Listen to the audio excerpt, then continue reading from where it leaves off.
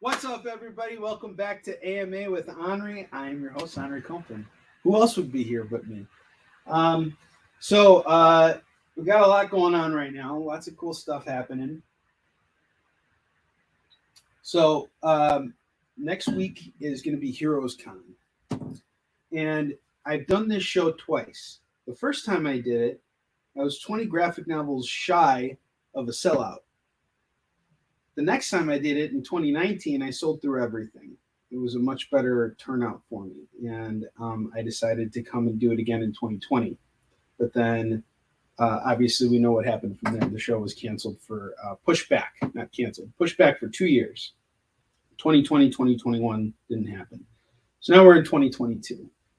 And we're kind of in an interesting position. So the newest edition of Warrior and Defender #1, which is just the same book but re-edited, just the experience is enhanced, is off to press.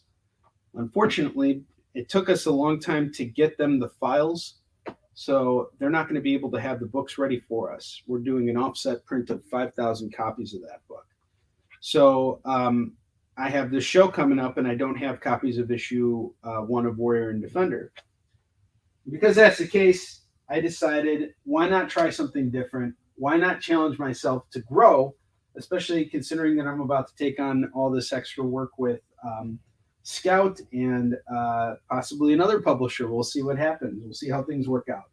So between all this, I decided to just focus on selling graphic novels at this convention. The only single issue that I do plan on bringing is Hunter and Destroyer 1, simply because if you get the first 2 trades, you can get that one too.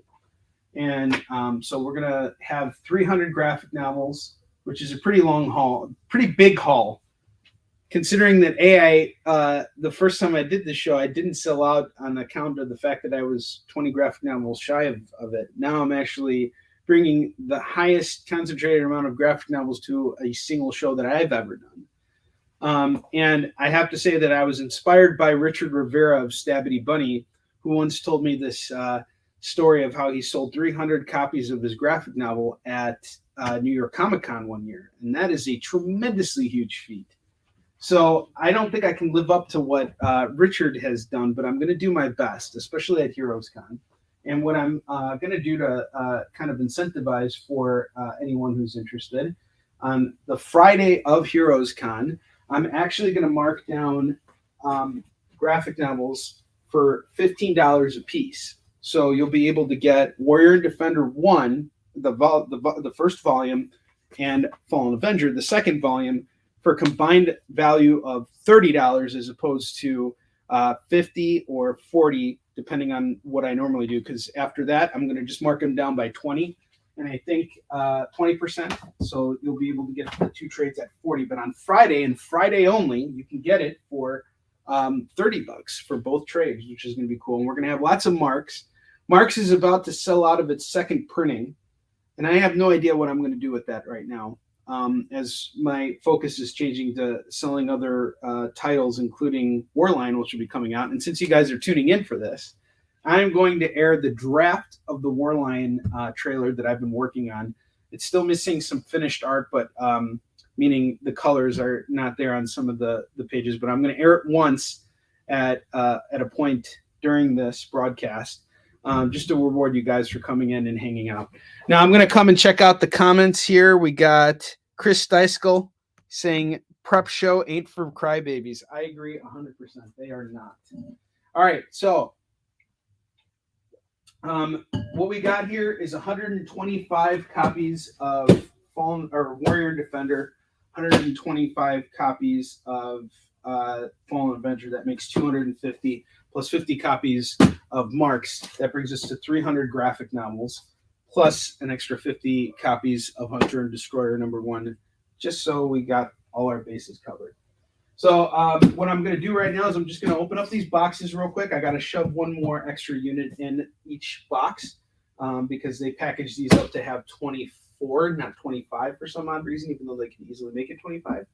So we're going to do that. And while I'm unboxing these books, I'm just going to kind of glance them over real quick, make sure that they're all in relatively sellable condition. maybe maybe I'll lay them out too, and then just rebox them afterwards. But that's what I'm going to do right now, and it's also probably good for promo for me to do that. So it's a lot of books, but I think I can do it. And honestly, I think that if you don't push yourself to try new things, if you don't push yourself to improve, you really kind of remain in a stagnant place after a while. And that was something that I learned from everything that occurred as a result of COVID. Like you have to kind of adapt or die in a lot of situations, and if you can't do it, then doesn't mean you're not fit for something, but it just means that you need to refocus. I think everybody can adapt. You just got to keep an open mind to it and be humble about it. And not be a pendejo. How are you guys doing?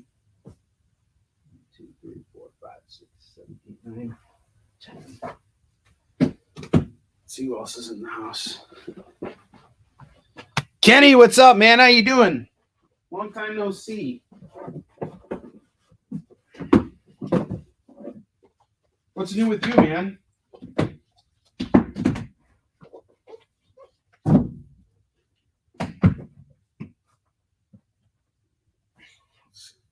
Actually, since I got you here, and every single time I see your name, I keep thinking about CGC. Let's see what's going on with CGC.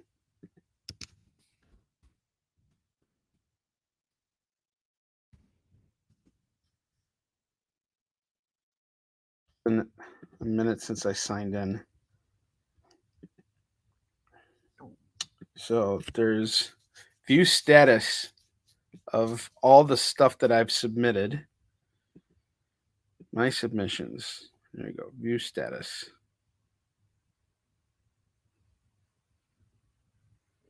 They're telling me that they haven't received anything from me recently, which is kind of weird because they have a bunch of my books.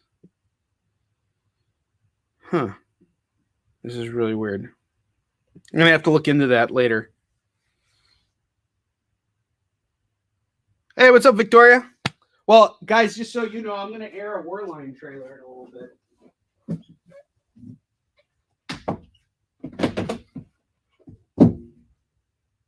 I had to just give those guys a call, Kenny.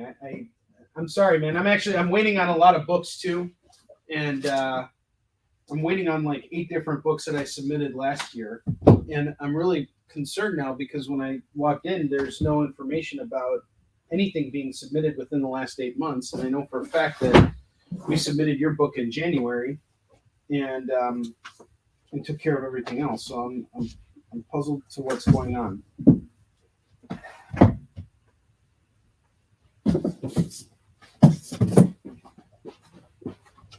All right. This box here. So I'm just unboxing books right now, making sure that they're in relatively sellable condition. That way, when I get out to the show, I know what I'm dealing with, kind of a thing. And I like to kind of spread out the books a bit, just to kind of show what I'm doing. It's a big haul. It's a very big haul. It's a little bit, I gotta say, as I'm going through it, I'm a little bit intimidated about it because the single issues always have this really wonderful advantage of being very cheap and easy to pick up. Graphic novels are a little bit more of a tougher push because you got to really incentivize, but fortunately there's a lot more meat on the bone. And the way I see it is if I can give fans a chance to experience the book for a really good price, that to me means more than anything because I love the fact that I've always been able to knock off a buck on each book for the single issues and still have enough margin at the end to earn on it, All right, so that is the first 50 right here. First 50 trades. Hello, that's a lot of books. Who else is here? Yeah, every company is swamped. What's up, Curtis? Good to see you. Now we got a full room. Cool. Yeah, I took some time off from live sales because I had a job interview today with another publisher. It's a company I really, really want to get in with, and this is going to be more of a, the position keeps changing. When I originally applied for it, it was for a retail coordinator position. Now it's kind of changing to being more of a virtual, remote type of sales position where I'd be doing more stuff on Whatnot. I think that when it comes to like something I've learned personally from my experiences, Whatnot seems to be a much better platform for small press than say the claim sale platform that like what I do with selling selling used comics. It's like it's a different avenue of distribution. Really, it's two different things. So what I'm doing this weekend actually is I'm heading out to Fort Myers for the Scout Con that Scout's holding, and I'm actually going to learn how they sell through Whatnot, because I've done a couple Whatnot shows, but dealing in collectibles is so much different than being a publisher, because I know that no matter how many units of this book I have, I know what my cost per unit is, and I know what I can mark up to, and it's easy to say this is what the markup value of said book is going to be. However, when it comes to like collectible comics, it's kind of different, because like just the other day I bought Amazing Spider-Man 149. Great book. Love the cover and everything. First appearance of the clone and all that stuff. So I pick up this book and it's $50, right? Which is a good deal on the book. It's a great deal on the book. But now, in order for me to make money on it, I have to sell it for $75 to $100. And I like selling collectible comics too, just because it's fun. I'll always be in that business. But it's certainly kind of like become apparent to me that it's unless you're buying bulk all the time and have a really solid distribution method of moving bulk, like I think probably on the level of Jen King or Jesse or even Chris Rupps. Chris Rupps has just absolutely been destroying at conventions, just moving through all this bulk inventory. And it's great that he finds buyers that want all these books, because that's how you kind of keep moving forward and can actually sustain in that. Because I don't have a storefront and I'm not interested in really owning a storefront, and I'll tell you guys why in a second. It's kind of harder for me to move in bulk, and so I have to focus on a lot of online sales as well. But even that, I mean, it's just sometimes it's tough. Let's check the comments here. Yeah. A lot of people are, and I get it. It's. I think a lot of Whatnot is still pretty new and all that, but it seems to be working for a lot of small press publishers. And here's the thing: the more books that these guys can sell, the more stuff that they can publish. The more stuff that they publish, the more chances there are we're going to see cooler stuff get adapted to film and all kinds of other cool stuff. But publishers really, the focus is to move lots of books, and the publisher that interviewed me today said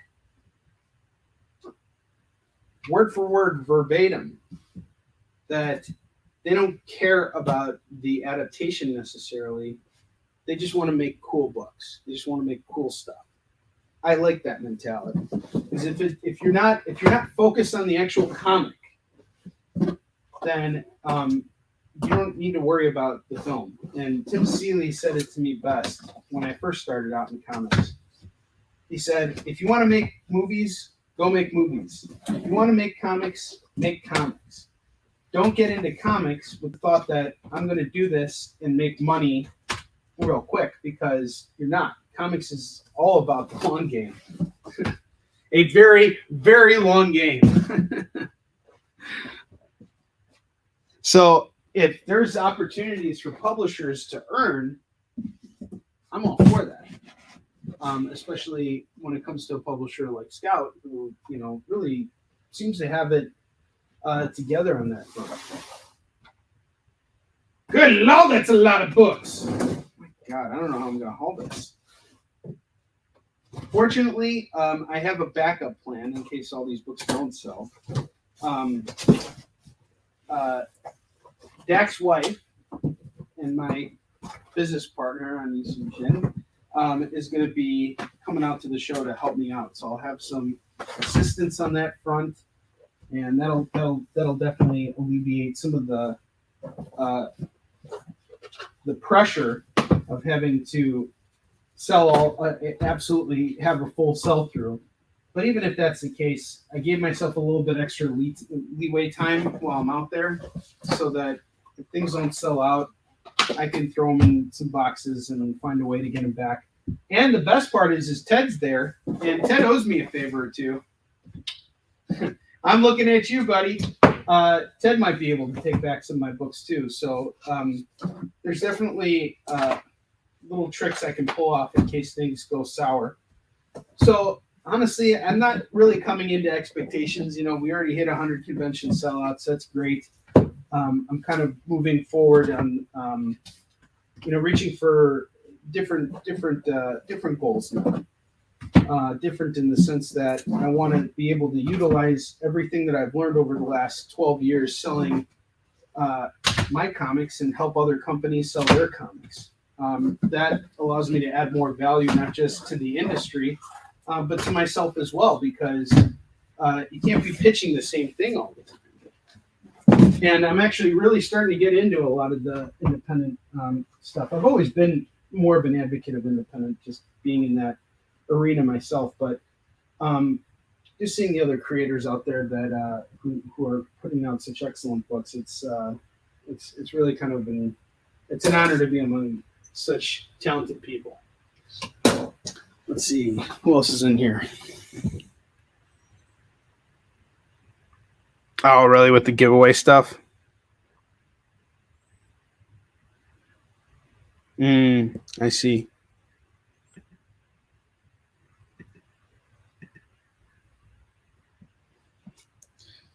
That was interesting. So Victoria, what was I going to tell you? I don't even remember what I was going to tell you right now. But yeah, when you sent me that those comments on Monday, I was, or when you sent me that article. So I guess we can talk about it now because we already kind of mentioned it. But basically, Scout distanced themselves strategically from doing a book with Ric Flair because there have been some allegations about some inappropriate behavior on his end. And though it's not an easy thing to do, in fact, it's a really difficult thing to do as a publisher. They strategically kind of like distance themselves for the, I don't know, until the situation gets sorted out, kind of a thing. And as somebody who knows that side of the business, and I don't know the full story here, so I'm not quoting anything. Please do not take anything I say as any more than just me relaying my thoughts based on me knowing the same amount of information that you guys do publicly. But just knowing as a publisher, imagine you spent all this money hiring a writer, hiring an artist, hiring an editor, a colorist, and paying your print bills and getting everything out there because you were working with somebody whose books you knew were going to sell, and then everything backfires. Now, some publishers may decide to just go ahead and, publish it anyway, because why not? And I have to say it's a bold decision when any publisher says, you know what, we're going to hold back on publishing this on account of what's going on, not only because it's a respectful thing to do for the audience, but because it's also a safe thing to do for your business. And take my word for it, it hurts. I know for a fact there's no way it doesn't hurt. especially when you've already invested into something. So I don't know what's going on with Ric Flair. I'm not really a big Ric Flair fan. I don't know much about the book. I don't know if I'll even have access to getting those books to you guys. I can certainly ask about it, and I will. So if anybody's interested, we can. I will definitely put the feeler out there. But I have to commend Scout for making a really difficult decision and sticking to their guns. There's no right or wrong way to go about it in this situation, but I don't think it necessarily reflects on the company itself, because the company is more than just one person. It's a number of people working together to make decisions, and they want to bring on people who are very passionate about this industry, and it's great. It's an honor to be a part of their team at any capacity. I just honestly hope I can deliver for them on some level to where they're satisfied with what I have to offer them as a creator and as a seller.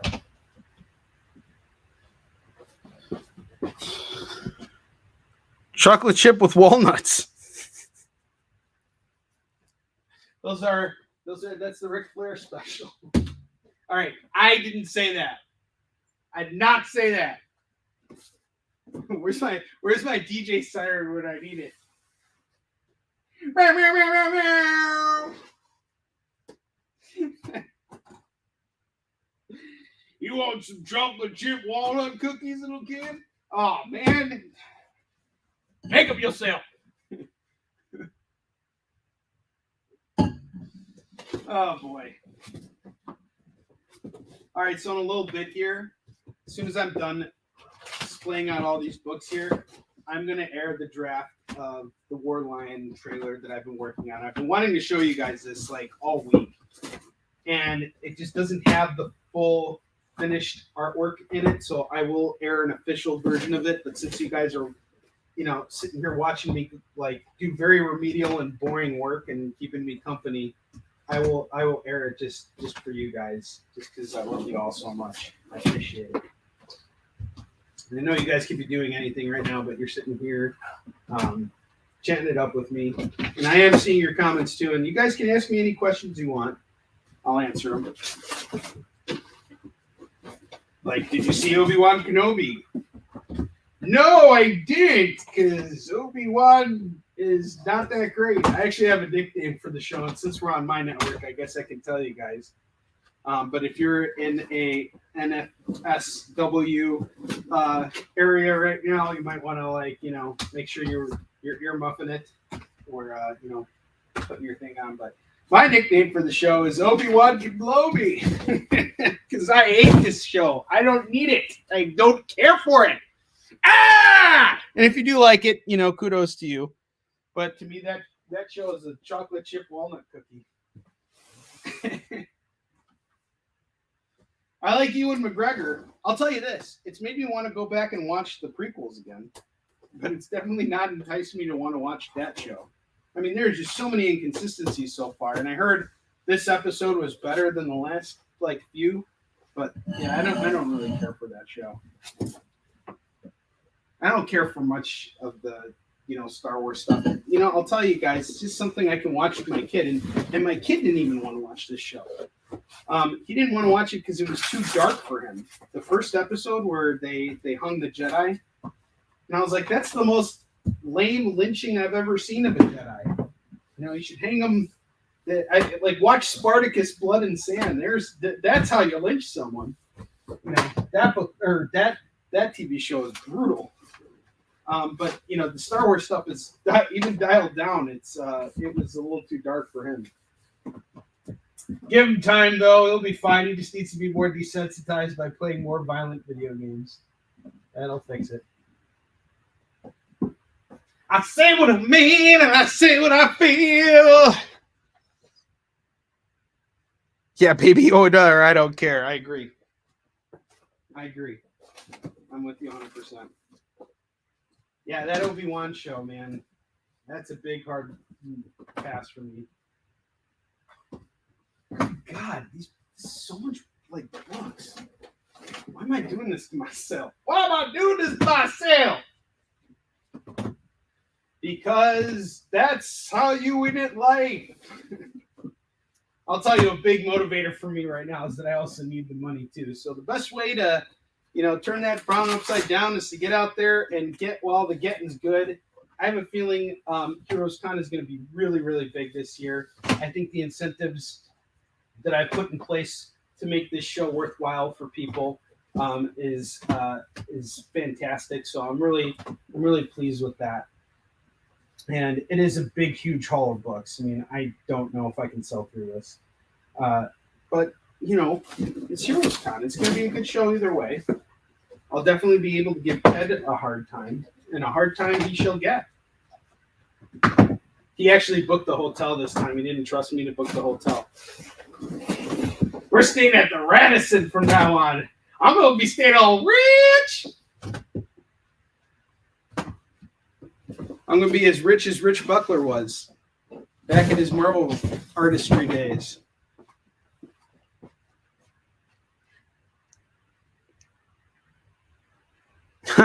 That's awesome. All right. 2 more boxes. Oh, my God. And there's you guys don't see on the floor here, but there's there's even more boxes, but they're going to get reused right now because I'm going to repackage them and everything in a minute here. Why, Lord? Why's it gonna be me? I love doing it though. I don't think this show is about selling out. I think it's just really about seeing what I can do. Really kind of testing myself. I would say a trial run. How many graphic novels can I sell at a show? If that was my main focus. And I'm going to miss not having the single issues there because those sell all day long. And I've done shows where selling graphic novels can be really, really tough, exceptionally difficult. And it kind of limits the options that I have to give to my audience. But I think you're still getting the entire story of Isum Shin thus far. So, and the price I'm giving it for on Friday is fantastic. But even on Saturday and Sunday, getting them both at 40 is a steal. Plus, I'll sign them for you if you want me to. I can sign them for you in Korean. I always love doing that for my Korean fans out there. For my Korea fans. All right, one last box, and I'll show you guys what this all looks like spread out. Oh, gosh. This is so hard, man. I don't want to do all this work, man. I just want to sit at home and read my Gasolina books. By the way, I don't have any Gasolina books for sale. That book does not sit on a rack for very long. That's because it's no longer being published. No, I don't know. I haven't read it, but I think it's a Skybound book, right? Robert Kirkman definitely, I think, had something to do with it. All right.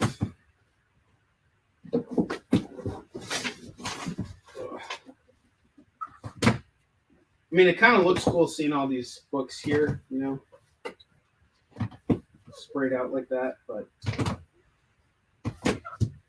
while most artists are sitting there sketching away on little drawings, you get to see Onrie here lifting stuff. Onrie does lifting. Onrie's got a hernia. No, Onrie does not have a hernia. Don't let's not go there. It's not the hernia. It's not the tumor. All right. That is it for Fallen Avenger. Boom shakalaka. All right, and now some marks out there. So yeah, I'm down to my last 5 boxes of marks. This is going to go out of print soon. And I don't have any plans to do a third printing, at least not right now. I'm kind of, we didn't really get much of a reception from publishers back when we tried to take Marks out there. Perhaps that might change soon, but between the independent publishers out there, I'm not sure how many of them are really interested in World War II stuff. Most of them are more interested in, mainstreamy stuff. Like this pocket of history might be a little too literal. I don't know. But it's kind of strange because like we actually took this to First Second Publishing, and they passed on it as well, which I thought was kind of strange because they, out of any graphic novel publisher out there, they're the ones who put out books like Gallant's War, which I really liked. That was a World War II book about another writer writing about his friend who survived World War II, but he was fighting as an American soldier. 5, 6, 7, 8. Okay. No. Look at all those Marks books. All right. Oh, 24. Scissors out. Who else we got in the house? Leonard Pig, what's up, brother? Thanks, man. I appreciate it. It means a lot. All right. How you doing? I got to ship out books to you. I'll take care of that tomorrow. I'm a little behind on my live sales shipping stuff. I've been dealing with a lot. We're moving right now. So I haven't even invoiced anybody in the last week or so. So I will have a show tomorrow evening on the EXP. I'll be going live at 7 p.m. Pacific, 8 p.m. Mountain Time, 9 p.m. Central, and 10 p.m. Eastern. We're going to do a 2-hour show. I might just do dollar books tomorrow. I'll probably do dollar books in the evening. So if you guys want to do some dollar bin diving with me, feel free to come and do so. 5, 6, 7, 8, 9, 10. 4.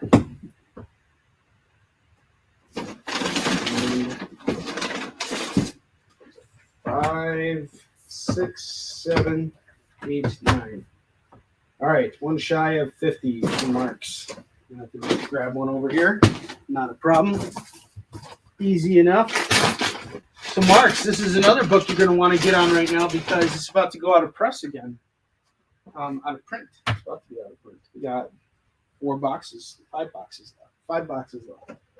Plus whatever you guys see here. So, 1, 2, 3, 4, 5, 6, 7, 8, 9, 10. Oh, that was actually 50. We had 50 all along. That's funny, isn't it? No, it's not. It's not funny at all. And give me just a moment here, and I'm going to air the Warline trailer. You guys will see it here for the very, very first time. Just as soon as I'm done counting these books here. So we got 1, 2, 3, 4, 5, 6, 7, 8, 9, and 10. Oh my God. That's 50 single issues. It's a big haul. 2, 4, 2, 6, 8, 10. And here's something I always say to independent creators who are selling their books at cons. And they come to me sometimes almost kind of afraid to share their numbers with me. And the thing is that if you've sold just one copy of your book at a convention, you're already ahead. It doesn't matter how many you sell. What matters is that you put yourself out there. And whatever you put yourself out there as and how long you can do it, whatever you earn at the end of that is worth being proud of. Even if it was only 5 books, but at least you were out there the whole time, trying to get people to pick it up. Doesn't matter how many copies of your book you sell. If you're in the fight and you're giving it your all, you can't lose. If you set yourself some goals and you don't make them, that doesn't mean you're out. It just means you need to kind of rethink things a little bit. There's never, it's not a zero-sum game. There's going to be good times. There's going to be shit times. You know, it's like you just kind of got to roll with the punches a bit. 4, 6, 8. That's comics. All right, 2 more copies of Hunter and Destroyer #1, and we are there. This is really cool. I'm super, super happy with this. Lots and lots of books here. All right, now I made a promise. I'm going to show you guys that trailer. Y'all watching? Oh, good. There's fewer people watching, so that's good. The fewer people that are watching, the fewer people that'll get a chance to see this. So there are 2 people in the room right now. You guys are going to get a chance to see the exclusive trailer for Warline. I am airing it right now, and I'm only doing it once. On 3, 2, and 1.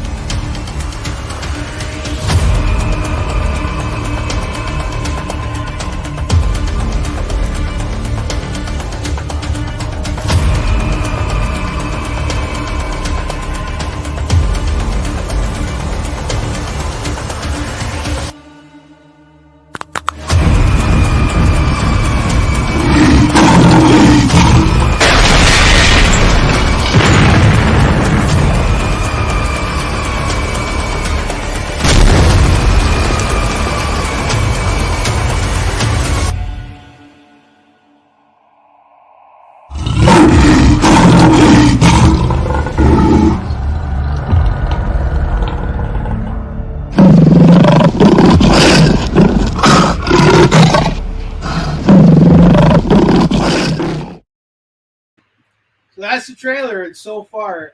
As you guys can see, we still have some black and white artwork in there, and it'll look a lot better and cleaner and more fluid once I have that stuff in there. But this is what I've been working on all weekend, and I'm about halfway through the script for Warline 2. I'm just really invested in it right now. I really want to see this project take off. I'm really, really proud of it. And we got 3 pages left to do now for the artwork, and then we're done with the first issue. And we're going to launch our campaign for Warline on Kickstarter in October, right around the time of New York Comic Con. But we're also going to have like a special exclusive version of the first issue that'll be available for purchase at the show too, like a New York Comic Con exclusive. So that'll come out before the main shipment of books does. But Warline is something I'm going to be kind of slowly shifting over to now that we're kind of sold through Marks. I'm going to be kind of shifting over to Warline a bit more, and I'm going to be focusing on moving more Yisung Shin through direct distribution and other forms of retail. It's just so that the series can go to the next level. And I'll always sell it at conventions. That's why I always print up these, these solo issues, and that's just through my imprint. And then, Scott will be handling all of our variants and stuff. But Warline is sort of like the next step for me, and it's going to be a 3-issue limited series. Each issue is going to be 48 pages, and then we're done with the whole book. It's just kind of like a one and done thing. It's a character that it's actually something I started developing when COVID hit, and it's sort of like my a lot of my thoughts on COVID and everything are kind of implanted into the book, but that's not why I wrote it. It's more of a tribute to a miscarriage that my wife and I had in 2019. We lost a baby daughter, and so. I remember when she was in a hospital when they did the DNC transfer. That's when they took the fetus out of the body.